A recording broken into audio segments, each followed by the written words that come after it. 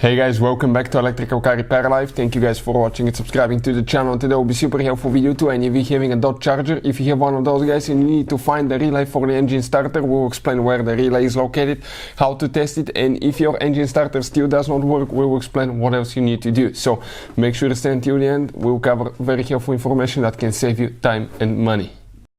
Before we start, let me just tell you a little bit about us guys. Every single car we get here at the garage, we try to make at least 200 to 300 free repair videos. We show you how to fix practically almost anything guys. Engines, transmissions, we take them completely apart. Why we do that? Because our mission in the shop is to save you as much money as we can. And Dodge Charger, we'll be taking it completely apart. Not to say a big word, but probably we'll have close to 500 free repair videos. If you need to buy any parts, tools, relays, fuses, anything for a good price, quick shipping, check out the link in the description of the video below and you can save a ton of money. So let's start on it now. So where is the relay for the engine starter? If you guys come right here, this is the main fuse box on your Dodge Charger right here.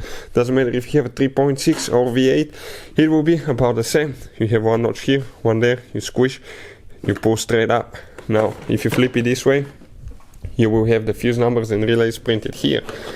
The one guys that we need to check now for the engine starter, okay, we're talking about this relay right here. That's a relay, okay, that you will need to check. That's an engine starter relay guys.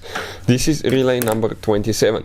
If you want to see guys how to test the relay, how to find out if it's good or bad, we're going to put a link to a video that will teach you how to test relays, how to test fuses, and you will know for sure if that's causing your problem. Now if you need to buy replacement relays at a really good price, we'll put the link in the description of the video below as well. Another thing, if you guys still have problems with your engine starter not working, what else it could be? It could be a few more things causing the engine starter not to work, and we will have a special video about why Dodge Charger cranks but does not start, okay?